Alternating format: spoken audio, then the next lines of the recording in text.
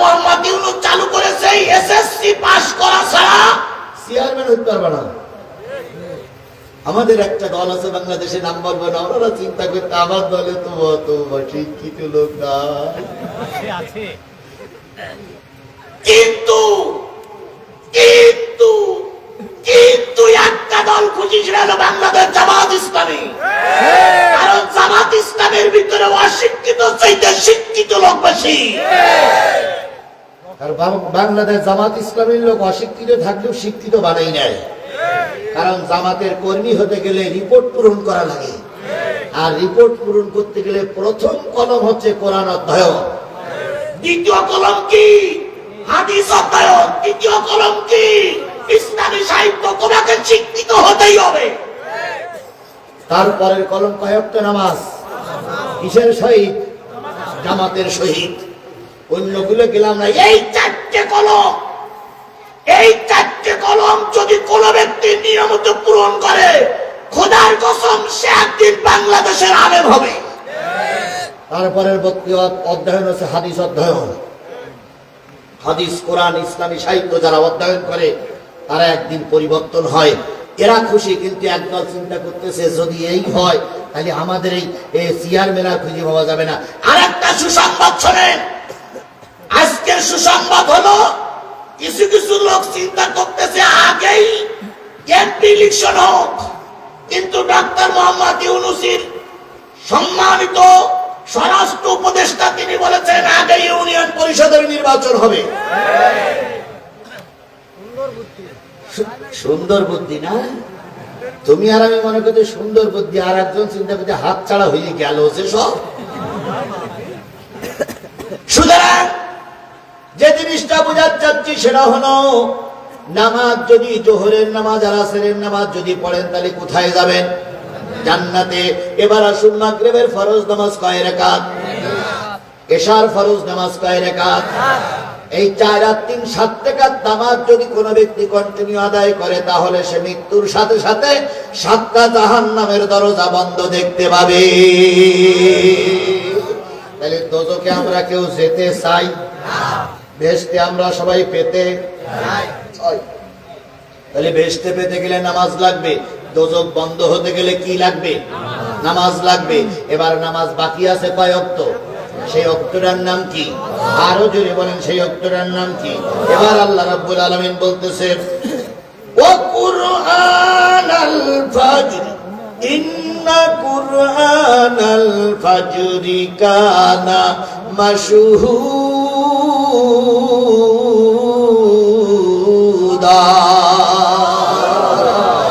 আল্লাহ বললেন, বান্দা শোনো, ফজরের কোরআন তেলাওয়াত, নিশ্চয়ই ফজরের কোরআন তেলাওয়াত তোমার জন্য ইহকালের সাক্ষী হবে, পরকালেরও সাক্ষী হবে।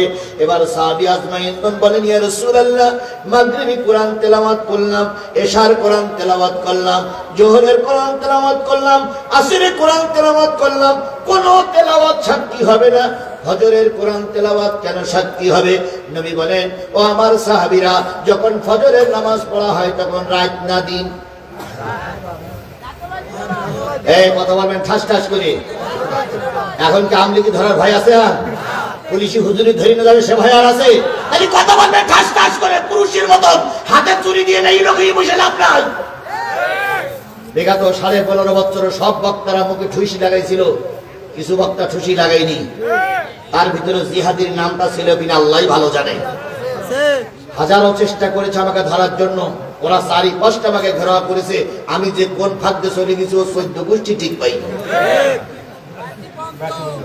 এই যে মাইকলা আর নাসির মাইক, 2 মাইকলার আমি সতর্ক করে রাখতাম। মোনাজাত শুরু করলে ওদের বলা লোকদের ওরা সুইচ অফ করে দিত। আমি কেবল রব্বানা আতিনা বলতে পারি, ওরা সুইচ অফ করে দিত। এই কি হলো, কি হলো, কি হলো, কি হলো বলতে বলতে ওরা লাইন দিয়েছে, হুজুর নাই। পুলিশ কইলো হুজুর গেল কই? মাইকলা করে কি জানি আমার কি একটা ডিস্টার্ব হলো, লাইট অফ হয়ে গেছে। পুলিশ বলতো এ হইলো জেন হুজুর। সেই অবস্থা কি এখন আছে? এই কথা বলেন, সেই অবস্থা কি এখন আছে? তাহলে কথা বলবেন ঠাস ঠাস করে। ফজরের নামাজ যখন পড়ি তখন রাত না দিন? রাত তো নয়, একদিনও নয়, প্রতিদিন 70,000 করে ফেরেশতা রাতের ডিউটি করার জন্য পৃথিবীতে নামে। যখন ফজরের আজান হয়ে যায়, এই 70,000 ফেরেশতা আসমানে উঠে যায়। আবার দিনের ডিউটিকারী 70,000 ফেরেশতা ফজরের আজানের পরপরই নেমে যায়। তাহলে 70 আর 70 কত? 1,40,000 ফেরেশতা রাত আর দিন প্রদক্ষিণ করে বেড়ায় গোটা পৃথিবীতে। যখন ফজরে রাত ডিউটিকারী ফেরেশতারা চলে যায়, তখন মসজিদে আযান হয়ে গেছে, জামাতের প্রথম রাকাতে চলে ওয়াসসামাই যাতিল বুরুজি ওয়াল ইয়াউমিল মাউদি ওয়া শাহিদি ওয়া মাশহুদ।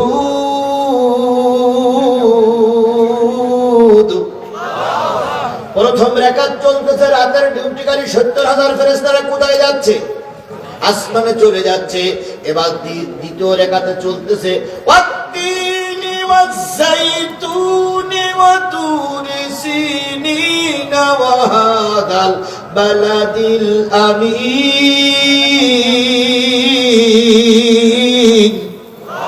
প্রথম রাকাত নামাজ চলাকালীন অবস্থায় কয় হাজার উঠে গেল?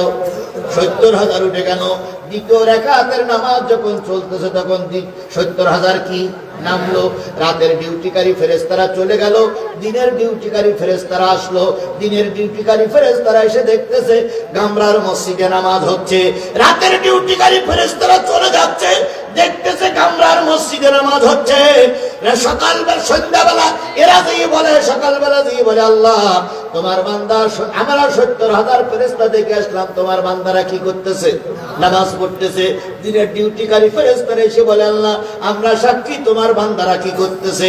নামাজ পড়তেছে। আল্লাহ রাব্বুল আলামিন তাই বললেন, কোরআন আল ফাজরি ইন্না কোরআন আল ফাজরি কানা মাশহুদা, নিশ্চয়ই ফজরের কোরআন তেলাওয়াত তোমাদের জন্য সাক্ষী হবে। ও আমার ভাইয়েরা, ও আমার পাগলেরা, ও শিবগঞ্জের মুসলমানরা, পায়ে ধরে বলি, হাতে ধরে বলি, ও নারী ভাই বোন, ও নারী বোনদের মাদের পায়ে ধরে হাত ধরে বলি, যদি ফজরের নামাজ পড়ো, দৈনিক আল্লাহর কাছে 1,40,000 ফেরেশতা সাক্ষী দেবে গামরার মুসলমানরা নামাজি। কয় লক্ষ? 1,40,000 ফেরেশতা সাক্ষী দেবে যারা ফজরের নামাজ পড়ে। এবার বলুন তো, জীবনের সবচেয়ে কঠিন নামাজটার নাম কি? সবচেয়ে কঠিন নামাজটার নাম কি? ফজরের নামাজ। ফজরের চাইতে কঠিন নামাজ আর কোন নামাজ নাই।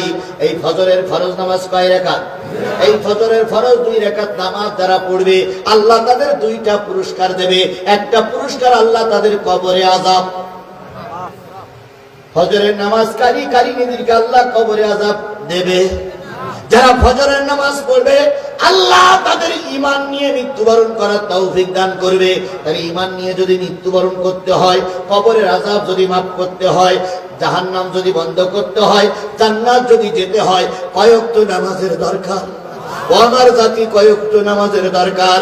এবার আল্লাহ নিজেই বলেন, ইন্নাস সালাতা তানহা আনিল ফাহশাই ওয়াল মুনকার, নিশ্চয়ই যেই জাতির জন্য নামাজ আছে, ওই জাতি সকল প্রকার অন্যায় অশ্লীল কাজ থেকে দূরে থাকতে পারে। কিন্তু আমাদের দুর্ভাগ্য, দ্বিতীয় বৃহত্তম মুসলিম দেশের রাষ্ট্রপতি নামাজ পড়েই না, স্বরাষ্ট্রমন্ত্রী হুজুর লেগেও পশ্চিম মুখ হয় না।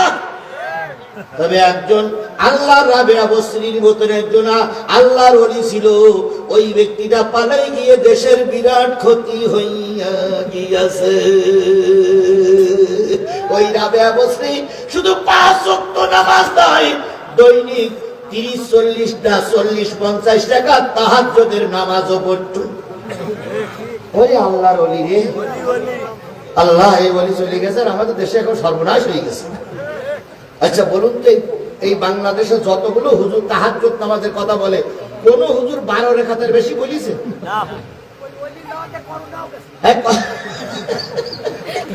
আচ্ছা বলেন তো, আমাদের বাংলাদেশে কোন হুজুর, তাই পীরের দরবার হোক আর তাবলীগের দরবার হোক, তাবলীগি যারা ওই সেল্লায় যান, সেল্লায় যাবেন কিনা ওরা আপনার ব্যাপার, কিন্তু সেল্লাওয়ালার একবার হাত তুলে বলেন তো, হুজুর আমি সেল্লায় গেলাম, বলিল 40 টাকা তাহাজ্জুদ নামাজ পড়তে হবে। কোনদিন বলিছে? আচ্ছা কোন পীরের দরবারে 40 টাকা তাহাজ্জুদ নামাজ হয়? তাহলে এরা পাইল কোথায়? কত বড় আল্লাহর ওলি, রাবেয়া বসরি যদি এই সময় থাকতো, তার রাবেয়া বসরি এর পা ধুয়ে পানি খেত। রাবেয়া বসরি থেকে আর এক বসরি দৈনিক 40-50 টাকা কি করতো। এই মুরব্বী চলে যাচ্ছে, মুরব্বীকে জান্নাতে সার্টিফিকেট পেয়ে গেল নাই নাকি?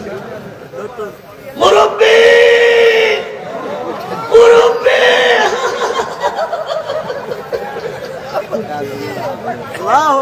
বাবা বসেন, বাবা নামাজের কথা হচ্ছে, ওই বাচ্চাটা নিয়ে বসেন। আপনার বসার কারণে ওই বাচ্চাটা যদি নামাজি হয়ে যায়, আপনি ওরও সিরায় জান্নাতে যাবেন। আমাদের ছোট বাচ্চাগুলো এদের নামাজি করার দরকার আছে না নাই? আমি তো জিহাদের কথা সারা জীবন বলে আসছি, সারা জীবন বলে চেল্লাতি চেল্লাতি গলা বুঝে গেল। আমির হামজা দেখলাম আজকে আর হাসের চাইতে আরো প্যাক প্যাক করছে।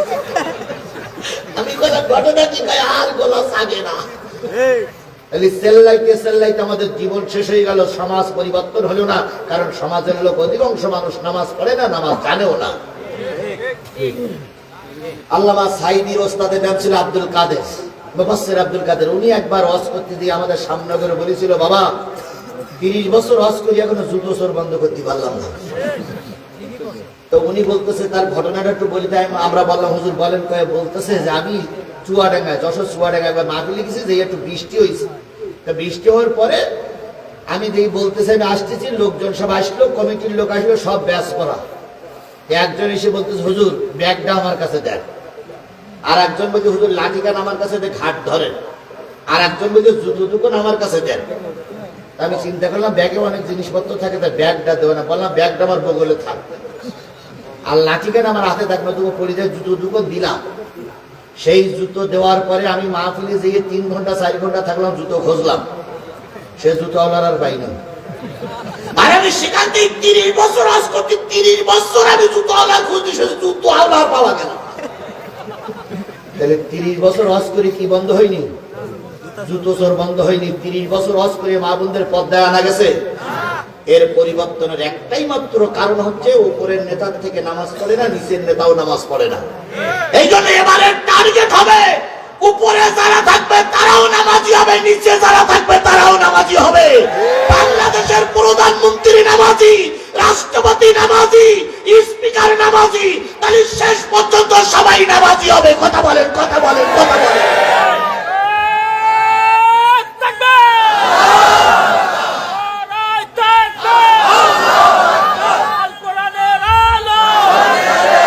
তাহলে বিগত 53 বছর পরে একটা সুযোগ আল্লাহ আমাদের দান করেছে। এই সুযোগে আমরা পার্লামেন্টে কোরআন ঢুকাবো ইনশাআল্লাহ। বলেন ইনশাআল্লাহ, বলেন ইনশাআল্লাহ, বলেন। শোনো শোনো শিবগঞ্জের মুসলমানেরা, এই 53 বছর পরে সেই সুযোগটা যদি কাজে লাগাতে না পারি, সাদা কাগজে 3 তারিখ দিয়ে লিখে রাখো, আরো 100 বছর জালেমদের হাতের বাড়ি খাওয়া লাগবে। এই জন্য 53 বছর পর আল্লাহ সুযোগ দিলেন আমাদের। কি পার্লামেন্টে পাঠানোর জন্য? জোরে বলেন, কি পার্লামেন্টে পাঠানোর জন্য? আমি সারা দেশ সফর করতেছি। গতকাল ছিলাম দিনাজপুরে, আজকে এখানে, আগামীকাল আল্লাহ যদি আমাকে নিয়ে যায় পঞ্চগড়ে আমার সফর।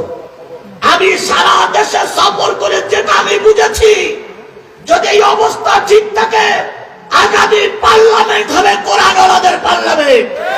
আগামী জাতীয় সংসদ হবে টুপিওয়ালাদের জাতীয় সংসদ। আগামী গণভবন হবে টুপিওয়ালাদের গণভবন। শুধুমাত্র আমাদেরকে ঐক্য থাকা লাগবে। কথা বলেন ঠিক না ঠিক? আগে ভোট আসলে পর কিছু লোক বলতো কি, ও হুজুরদের সঙ্গে হুজুরদের মিল নেই। তাহলে হুজুররা যদি মিল না থাকে, তাহলে ওনারা শান্তি দেবে কি করে? এবারের ভোটে আর বলতে পারবে না, কারণ এবারে 2 টুপিওয়ালা, বড় বড় 2 টুপিওয়ালা এক হয়ে গেছে। এক হলো জমাতের টুপিওয়ালা, আর এক হলো জোরে জেগের করা টুপিওয়ালা, চরমোনাই। তাহলে চরমোনার টুপিওয়ালা, জামাতের টুপিওয়ালা, 2 টুপিওয়ালা এখন কি? জামাতের আমিরের মাথায় যে কি বুদ্ধি ভাই, বুদ্ধি শুধু গিজ গিজ করতে লাগে। বুদ্ধি কোন জায়গায় কাজে লাগে তা ঠিক পায় না। আল্লাহ ওই রকম একটা নেতা আমাদের দিয়েছে, আল্লাহ রহমত করুক। উনি চিন্তা করলেন যে এই চরমোনাই প্রতি নির্বাচনে এসে বলে জামাত ইসলাম কোন ইসলামী দলই না। প্রতি নির্বাচনে তাই বলে না যে জামাত কোন ইসলামী দল নয়। জামাত ইসলামের আমি চিন্তা করলো যে নির্বাচন ঘোষণার আগে এইটার আগে কন্ট্রোল করতে হবে, যাতে করে এই ফতোয়াটা দিতি।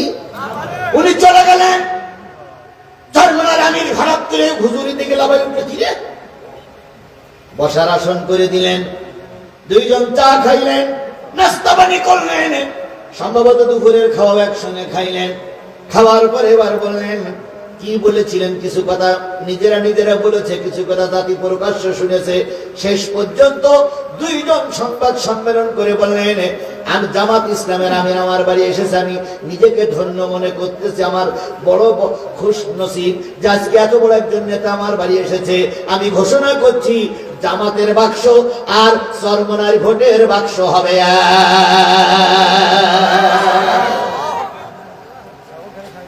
সুবহানাল্লাহ বলবেন না? সুবহানাল্লাহ বলবেন না? এখন দুই ইসলামী দল এক হয়ে গেছে। এবার ইসলামী আন্দোলন আর বাংলাদেশ জামাত ইসলামী এক হয়ে গেল। এবার হেফাজত ইসলাম আর হলো খেলাফত আন্দোলন আর খেলাফত মজলিসের এই তিনটে দল সেদিন এক জায়গায় মিটিং করে বলতেছে দুই ইসলামী দল এক হয়ে গেছে, আমরা আর পিছনে থাকবো না, আমরা ওদের সঙ্গে। তাহলে এইবার দুলাভাই কি বলবা? প্রতি ভোটে তো বলতো হুজুরা এক নাই, এবার আর কি বলবা? এবার কি বলতেছে বলতো? এবার বলতেছে 15 বছর আমরা একটু বাইরে ছিলাম, এবছরটা আমরা যাই, তারপরে সামনের বছরে হুজুর আপনারা যাবেন। এবার আমি আপনাদের কাছে প্রশ্ন করি, 53 বছর এই দেশে সরকার চালাইছে কয়টা দল? 3টা দল, আওয়ামী লীগ, বিএনপি, জাতীয় পার্টি। কথা বলেন ঠিক না বেঠিক? কয় বছর গেল? 53টা দল। আপনারা 351, 17-18 বছর করে আপনারা ক্ষমতায় ছিলেন। বাংলাদেশ জামাত ইসলামী ইসলাম মানা দলগুলো একবারও ক্ষমতায় যেতে পারেনি। আপনারা এত নিমক হারাম কেন?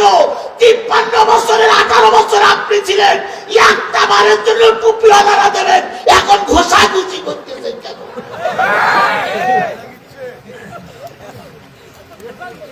53 বছরের মাথায় একবার আমরা সুযোগ পাইছি, এখন ঘোষাঘুষি কেন? তাহলে বোঝা গেল এরা নিমক হারাম, এরা জাতির জন্য কি? আরেকটা পয়েন্ট বলি, আমলি গিল্লো চলে যাচ্ছে দুইজন মনে হয়, এরা দুইজনে মনে আমলি গিল্লো। অবশ্য আমি আমাদের কথা বলতেছি, খুবই গুরুত্বপূর্ণ। 2 নম্বর আরেকটা কথা বলি, সেটা হলো 53 বছরের ভিতরে আপনারা এই সুযোগ পাইলেন, আমাদের সুযোগ কম। এবার বলুন তো, এই আওয়ামী লীগ সরকার যারা চলে গেছে, এরা সর্বশেষ নির্বাচন করলে কত তারিখে? 5 না 7 জানুয়ারি? কত সাল? 24 না 25 না? কয় বছর হয়েছে? 1 বছর হয়েছে। যদি আবারও নির্বাচনের জন্য সময় তারিখ গুনতি হতো, তাহলে 30 সালে যে নির্বাচন হতো, এখনো 4 বছর বসে থাকতে হতো। এই 4 বছর তো আপনি আমি আন্দোলন করে কিছু করতে পারিনি, এই 4 বছর চুপ করে থাকেন। এই 4 বছর তো হুজুর রাজা, তারপর নির্ধারিত সময় যখন আসবে তখন আবার আন্দোলন করে আপনারা হুজুরদের নামাই দিয়ে আপনারা দেখেন অন্তত একটা বার জাতির কাছে পায়ে ধরে অনুরোধ করি, একটা বার কিসের সাপোর্ট? এই কথা বলেন, কিসের সাপোর্ট? নামাজি ওয়ালাদের সাপোর্ট, কোরআন ওয়ালাদের সাপোর্ট, দিনদারের সাপোর্ট, মুসলমানদের সাপোর্ট। কয়টা বার? একটা বার আমরা হুজুরদের দেখতে চাই তারা দেশে শান্তি দিতে পারে কিনা। একটা বার। যদি আপনি এই 4 বছর পরে যদি শান্তি দিতে না পারে, 103 তালাক দেব। কয় তালাক? আচ্ছা বলুন তো, বউ তালাক দিতে গেলে কয় তালাক লাগে? 3 তালাক। তাহলে 100 তালাক কেন? আবার এর ভিতরে বেশি বউ। এই শোনেন, বউ তালাক দেওয়া আর পাটি তালাক দেওয়া এক না। পাটি তালাক দিতে গেলে 100 তালাক লাগে, দল তালাক করতে গেলে কত তালাক লাগে? 100। আর বউ তালাক দিতে গেলে কয় তালাক লাগে? 3 তালাক। তাহলে 103 তালাক দেওয়া মানে বউও তালাক, পাটিও তালাক। যদি তারা কোরআনের আইন প্রতিষ্ঠা করে শান্তি দিতে, এই কথা বলেন, শান্তি দিতে, তাহলে আমরা কয় তালাক দেব? 103 তালাক। তাহলে একটা বারের জন্য কোরআন পার্লামেন্টে যান। আপনারা কি রাজি আছেন? কারা কারা রাজি? দুই হাত উঁচু করে আল্লাহকে দেখায় দেন। জোরে একটা তাকবীর হবে, নারায়ে তাকবীর। আল্লাহ আমাদের কবুল করুক। এই কথাটা হিন্দুরা বুঝলো, মুসলমানেরা বুঝলো না। এই কথাটা আমাদের দেশের একজন ইউটিউবার পেনাকি ভট্টাচার্য বুঝলো। পেনাকি বুঝেছে না? পেনাকি ভট্টাচার্য বুঝলো, কিন্তু আমার দেশের মুসলমানেরা এই কথাটা বুঝলো না। হায় রে গরু খাওয়া মুসলমান, হায় রে চামড়া থেকে বাদ দেওয়া মুসলমান। পেনাকি বুঝলো যে এদেশে যদি ইসলামী দল ক্ষমতায় যায় শান্তি আসবে, কিন্তু আমার দেশের হুজুররা পর্যন্ত বুঝতেছে না। কথা বলেন ঠিক না বেঠিক? আল্লাহ ভালো জানে পেনাকি ভালো না হুজুররাই ভালো। আমি ওনার সঙ্গে এদের তুলনা করবো না, নিশ্চয়ই এনারা ভালো মানুষ, কিন্তু সেই লোকটা বিদেশে বলে বোঝার কারণে, সেই লোকটা বিদেশে বলে বসে কথা বলার কারণে তার বাড়ি ঘরগুলো কি করা হচ্ছে? ভেঙেছে বা হচ্ছে, তাকে কি বলে হত্যা হুমকি দেওয়া হচ্ছে। আর আমাদের দেশের কিছু হুজুররা জামাই আদরে আছে, আমি তেল মাখাই ভুড়িছি আর উনি তেল মাখাই 3.5 হাত দূরে, আর উনি যখন দরজা করে ভুড়ি দিয়ে ঠেলা দিলেই দরজা খুলে যায়। আর ওনারাই ফতোয়া দেয় এদেশে ইসলামী রাজনীতি করার দরকার নেই। এ জাতের হুজুর আমাদের দেশে আছে না নাই? এই কথা বলেন আছে না নাই? সুতরাং আমি যে জিনিসটা বোঝাতে চাচ্ছিলাম সেটা হলো, ফজরের নামাজ 2 রাকাত যে ব্যক্তি আদায় করবে তাকে কয়টা পুরস্কার আল্লাহ দেবে? 2টা। 1 নম্বর পুরস্কার কবরে আযাব হবে না। 2 নম্বর পুরস্কার কি নিয়ে মৃত্যুবরণ করবে? ঈমান নিয়ে মৃত্যুবরণ করবে। তাহলে আজকের থেকে আমরা 5 ওয়াক্ত সালাত ঠিক মতন আদায় করব ইনশাআল্লাহ। এবার আসুন ফজরের নামাজের কথা আল্লাহ বলেছেন। আদম আলাইহিস সালাম থেকে যত নবী আসছে সব নবীদের বেলায় যে নিয়ম ছিল, তোমার বেলায় সেই নিয়ম। ফজরের নামাজ পড়েছিলেন সর্বপ্রথম হযরত আদম আলাইহিস সালাম। কোন নবী? এই কথা বলেন কোন নবী? আরেকটু জোরে বলেন কোন নবী? ভাই ওঠাচলা করলে কিন্তু আমার খুবই খারাপ লাগে। অনেক মাহফিলের লোক থাকে হলো 2000, মোনাজাতের সময় থেকে 200, বক্তা কিছু মনেই করে না। কিন্তু আমার কথা হচ্ছে, আমি কোরআন হাদিসের কথা বলছি। আপনি মুসলমানের ছেলে উঠবেন কেন? কিসের জন্য আপনি বাড়ি যাবেন? আমি আর আপনাদের সামনে গুনে গুনে একদম একদম ঘড়ি ধরে গুনে গুনে 35 মিনিট কথা বলবো। এই 35 মিনিট পেশাব লাগুক পায়খানা লাগুক ওটা যাবে না। একেবারে যদি পায়খানা লাগে তাহলে ছেড়ে দেবেন না, কিন্তু পেশাব লাগলে ছেড়ে দেবেন, কোনো সমস্যা নেই। যদি বলেন হুজুর কি করে ছেড়ে দেব? ছোটবেলায় আমরা ওই রাস্তাঘাটে পেশাব করতাম, বললেন তো চিন্তা করতাম লোকজনরা দেখে না ফেলে, লুঙ্গি পরা চারিদিকে লুঙ্গি গোল করে বসতাম, বসে তলা দিতে ছেড়ে দিতাম। ছেড়ে দেওয়ার পরে লোকজন ছেড়ে উঠে যেতাম, কেউ বুঝতেই পারতো না কি করলাম। আপনার ওই বুদ্ধে ছেড়ে দিলাম, যদি একান্তই ধরে রাখতে না পারেন গোল করে বসে নিচের দিকে ছেড়ে দেবেন। ওখানে বসে থাকবেন, আপনি যখন চলে যাবেন সবাই চলে যাবে। যদি বলেন হুজুর এতে ক্ষতি, কোনো ক্ষতি নেই। বাড়ি থেকে শুধু লুঙ্গি কাট পাল্টাবে। আর যদি বলেন এ জায়গাতে কালকে আর মাহফিল হবে না, এ জায়গা ছেড়ে দিলে কোনো গুনাহ হবে না। তবে এতটুকু সময় আমরা কি ধরে রাখতে পারবো না? ইনশাল্লাহ। ইনশাল্লাহ। মনে করেন বাসের ভিতরে আছে, এখন বাস যাবে হলো মোকামতলা পর্যন্ত। এখন ওই মহাস্থান এসে বলতেছেন ড্রাইভার সাহেব টান উত্তেজনা হিসু গিয়েছে। ড্রাইভার কি বলবে? এই তো মোকামতলা, এই তো মোকামতলা। চাচা একটু বসেন, একটু বসেন করতে করতে আধা ঘন্টা গেল, মোকামতলা এসে গেল, চাচা নেমেই। তাহলে মনে করেন এখন মহাস্থান আছেন, তাই মোকামতলা। একটু খেয়াল করুন, ওঠাচলা করলে খারাপ লাগবে। এই লোকগুলো যা আসছিল তাদেরকে নিয়ে আমি দোয়া করতে চাই। আমি একজন মুসাফিরি দোয়া আল্লাহ ফিরাই দেবে না ইনশাআল্লাহ। ইনশাআল্লাহ। আমি 5 দিনের রিমান্ডে ছিলাম। আরেকটা রিমান্ডের ঘরের সংবাদ আপনাদের মনে এই হুজুর দেশে কিনা, শেখ হাসিনার বাড়ির পাশে আরেকটা বাড়ি ছিল, ওই যে 32 নম্বরের বাড়ির পাশে একটা 6 তলা বাড়ি ছিল, সেই 6 তলার নিচে আরেকটা 6 তলা বাড়ি পাওয়া গেছে। উপরে 6 তলা, নিচেও 6 তলা। সেই 6 তলার 1 তলা বোধহয় পানি শূন্য ছিল, বাকি 5 তলা পানি অবস্থায় ছিল। 2 দিনে ফায়ার সার্ভিসের লোকেরা পানি শুকাইয়ে সেখানে কিছু জুতা পাওয়া গেছে আর কিছু স্কুলের ব্যাগ পাওয়া গেছে। এখনো কল্পনা হচ্ছে যে ওখানেই আমাদের ছেলেদেরকে নিশ্চয়ই মেরে দেওয়া হয়েছে। যদিও মেরে দেওয়া হয়তো হয়নি, কম হয়েছে বা বেশি হয়েছে, যদি এই শেখ হাসিনা এইবার কাটাই উঠতে পারত, আমাদের মতন আমাদের যুবকদের ধরত, মারত, আর ওই জায়গায় দিয়ে দিত। সুতরাং এই শেখ হাসিনাকে আর কখনো ক্ষমা করে দেশে আসতে দেওয়া হবে না। আল্লাহ আমাদের বোঝার তৌফিক দান করুন। আল্লাহ বললেন নবী, প্রথম আদম আলাইহিস সালাম থেকে তুমি পর্যন্ত সবার জন্য কয়েকটা নামাজ ফরজ। ফজরের নামাজ পড়েছিলেন হযরত আদম আলাইহিস সালাম কয়েকট, একক্ত, কয় রাকাত? 2 রাকাত। ফজরের নামাজ পড়েছিলেন আদম। আদম আলাইহিস সালাম ছিলেন জান্নাতে। জান্নাতের ভিতরে যখন আদম থাকলেন, একা একা ভালো লাগে না, তাই তৈরি করলেন আদি মাতা। নাম বলেন, নাম বলেন, নাম বলেন। আদি মাতা। আদি মাতা হওয়াকে তৈরি করার পরে দুইজনকে রেখে দিলেন। দারুণ শান্তি, শান্তি আর শান্তি, শান্তি আর শান্তি। মাঝে মাঝে মনে হয় ওম শান্তি, বিরাট শান্তিতে আছে, কিন্তু শান্তি সবসময় সহ্য হয় না। শেখ হাসিনা ভালোই ছিল, কিন্তু ছাত্রদের মেরে শেখ হাসিনার শান্তির গুড়িবালি হয়ে গেল। শেখ হাসিনা ভালোই ছিল, যদি গণতান্ত্রিক অধিকার বজায় রাখত। আমরা কিন্তু শেখ হাসিনা তাড়াতে চাইনি, শেখ হাসিনা নিজে নিজেই চলে গেছে। আবার এখন ভারতের সীমানায় বসে বসে বলতেছে, আমি চট করে ঢুকে বলবো, এই ব্যক্তির বাচ্চা ব্যক্তি তোর জাতি বলল কেনা আর আসছি বলতেছে কেনা। আমরা কি বাংলাদেশের কেউ বলেছে আপনি আসেন? এই কেউ বলেছে এই শিবগঞ্জের কোন আন্দিকির লোক বলেছেন যে শেখ হাসিনা আসুক, সেই লোক হাত তোলেন তো। সে তো কখন ও আসবে বিচারের জন্য কথা বলে, ঠিক যাবে ঠিক। সে আসুক আর না আসুক, 14 গোষ্ঠী জানুক, তাতে আমার কিছু যায় আসে না। আমার প্রশ্ন, তোমার জাতি বলল কেনা? আমরা কি বলেছিলাম তুমি চলে যাও? আমরা চাইছিলাম, বিশ্বাস করেন ভাই, আমি একবার বুকিয়ে কোরআন শরীফ বলতে পারি, আমি চাইছিলাম যে আল্লাহ ও যেন চলে না যায়। কেন? ওই শ্রীলঙ্কায় যেমন নেতাদের আলু হত্যা করেছে, এই দুটোর আলু হত্যা করা লাগতো।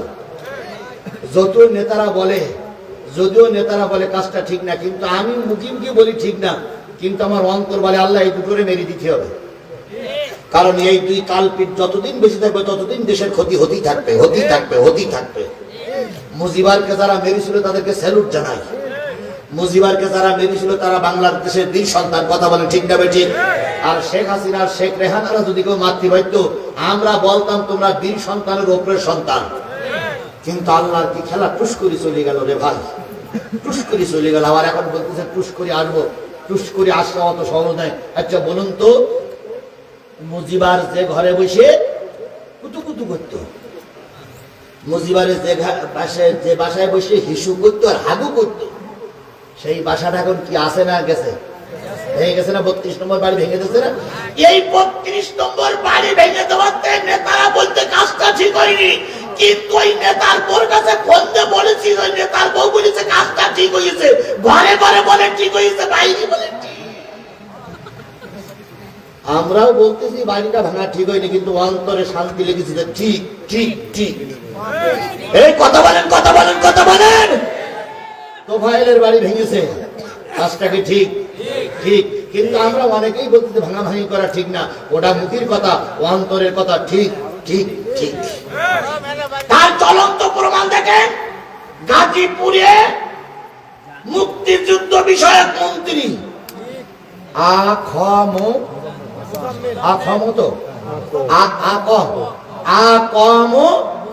মোজাম্মেল হকের বাড়ি ভাঙতে গেছিল।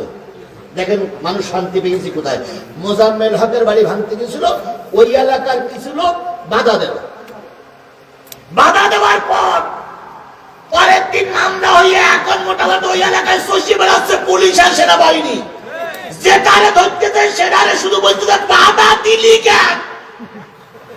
তার মানে বাড়ি ভাঙার পক্ষে সেনাবাহিনী ছিল, পুলিশই ছিল, সরকারও ছিল, নেতারা ছিল, কিন্তু বলতো ভাগিস না, ভাগিস না, ভাগিস না, ভাগিস না। আবার কিছু দিকে বলতো এই লাইন ক্লিয়ার করি, যা করা এই ভাগিস না, ভাগিস না, এই ভাগিস না, ভাগিস না।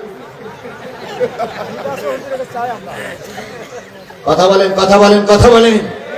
কুষ্টিয়ার হানিফির বাড়ি কি শেষ? কাউয়া কাদের খেলা হবে? তোমার বাড়িতে গিয়ে সবাই খেলা করলো,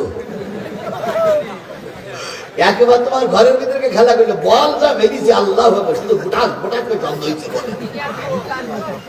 হ্যাঁ, হাডুডু খেলা আছে, কই কাউয়া কাদের এই চোখ খেলা হচ্ছে। কথা বলেন, কথা বলেন, কথা বলেন। সুতরাং যে জিনিসটা বোঝাতে চাচ্ছিলাম সেটা হলো আদম আর হাওয়া শান্তিতে ছিলেন, মহা শান্তিতে ছিলেন।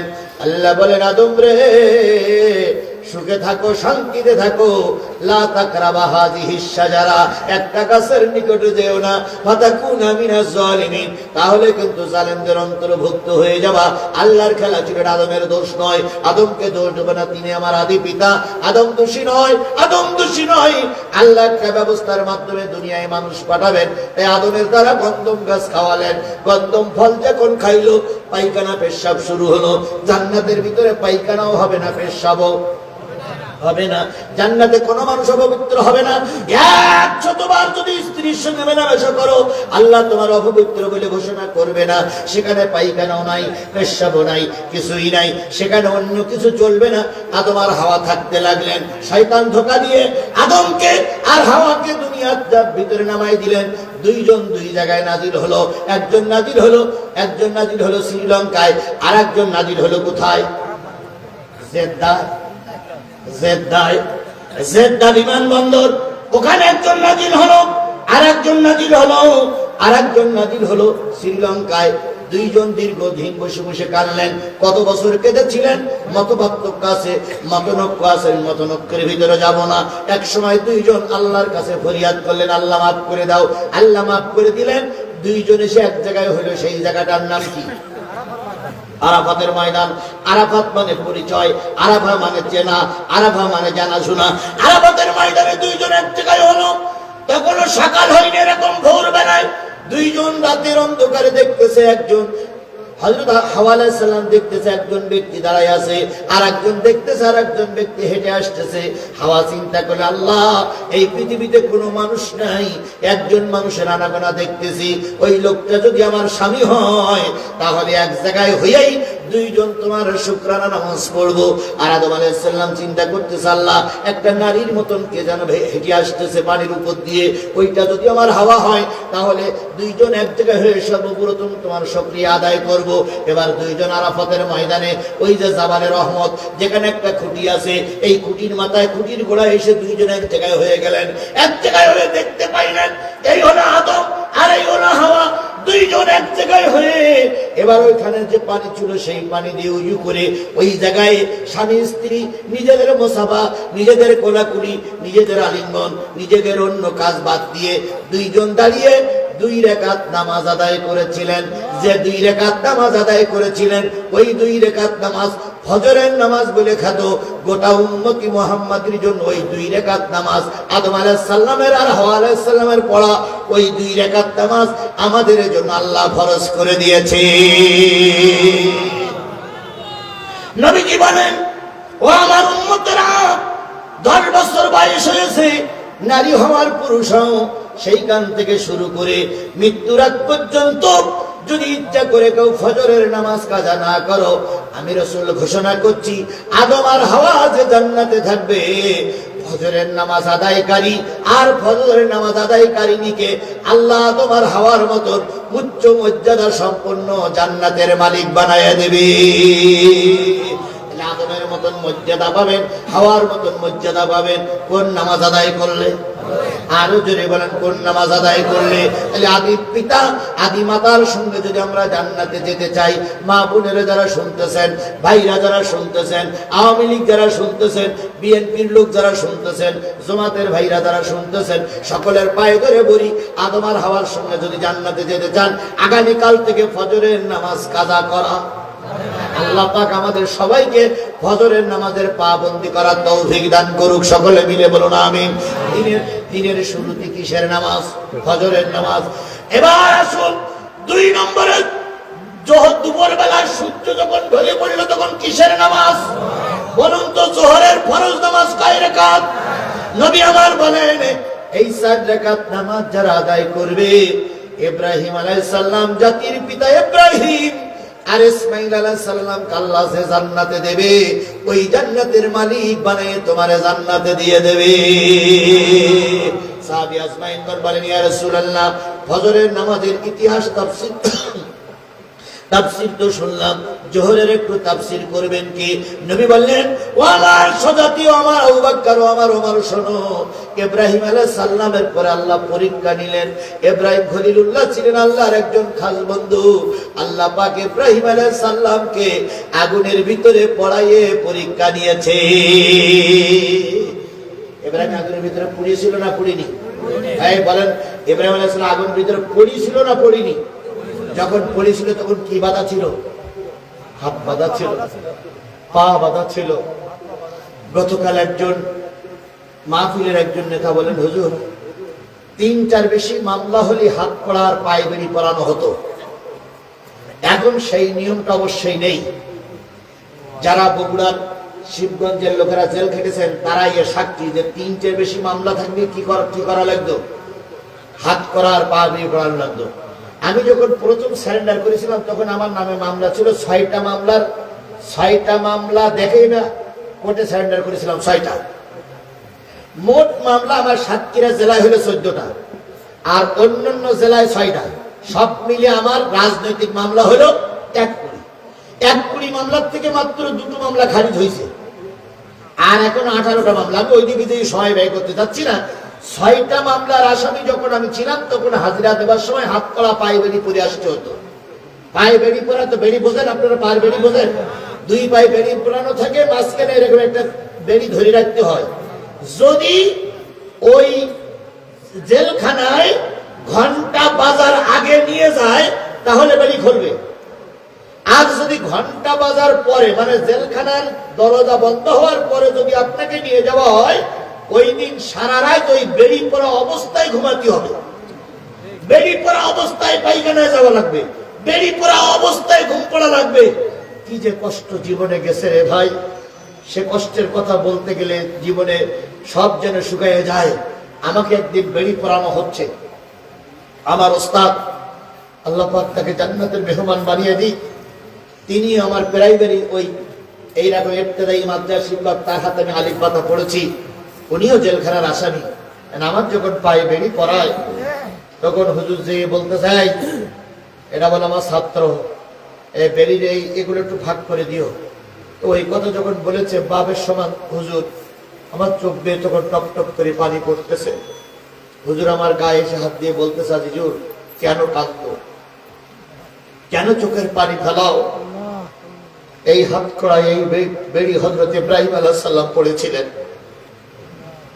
এই হাত করা এই পায়ে বেড়ি আবু জেহেল পরাইছিল মুহাম্মদ সাল্লাল্লাহু আলাইহি সাল্লামকে। ইব্রাহিমের কি দোষ ছিল? কার কথা বলেছেন? মুহাম্মদ সাল্লাল্লাহু আলাইহি সাল্লামের কি দোষ ছিল? কার কথা বলেছেন? তুমিও সেই আল্লাহর কথা বলে হাত করা পায়ে বেড়ি পড়তেছো। আমি তোমার ওস্তাদ মাওলানা লিয়াকাত সাক্ষী দিচ্ছি, যে পায়ে তোমার ইসলামের জন্য হাত করা পায়ে বেড়ি পরানো হলো, আল্লাহর কসম আমি মাওলানা লিয়াকাত দিকে দিলাম, কিয়ামতের দিন জাহান্নামী ফেরেশতারা তোমার পায়ে বেড়ি পরাবে না। তার মানে আমি ঘোষণা করছি তুমি আল্লাহর জান্নাতে যাবে। আল্লাহই ভালো জানে আল্লাহ আমাকে পর্যায়ে কবুল করবে। কিন্তু এই দিনের কথা বলার কারণে হাত করা পায়ে বেড়ি অনেকের পরা লেগেছে। কথা বলেন ঠিক না বেটি?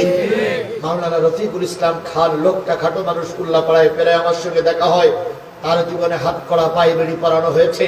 তারপরে শিবিরের সাবেক সভাপতি দেলোয়ার, না খাটো ছিল, খাটো খাটো খাটো দেলোয়ার, দেলোয়ারকে যখন রিমান্ডের থেকে নিয়ে আসলো, দেলোয়ার যখন অচেতন হয়ে পড়িয়াছে, তখনও তার হাত করা পায়ে বেড়ি পরানো ছিল। আল্লাহ এই জাতিকে আল্লাহ তুমি দেখে রাখো, এদের ফয়সালাটা তুমি করো আল্লাহ। কারণ আমার এমন কোন নেতা কর্মী নাই যার হাত করা পায়ে বেড়ি পরিয়ে জেলখানায় উঠানো হয়নি, কোর্টে উঠানো হয়নি। কথা বলেন ঠিক না বেটি? আমার নবী ইব্রাহিম, হযরত ইব্রাহিম আলাইহিস সালামকে হাত করা পরানো হলো, পায়ে বেড়ি পরানো হলো। জেলখানায় ঢুকতে গেলে কাপড়টা খুলে নেয় না, জামাটা খুলে নেয় না, লুঙ্গিটা খুলে নেয় না, পায়জামাটা খুলে নেয় না। কিন্তু জাতির পিতা ইব্রাহিমের পরনের কাপড়টা পর্যন্ত খুলে নিল।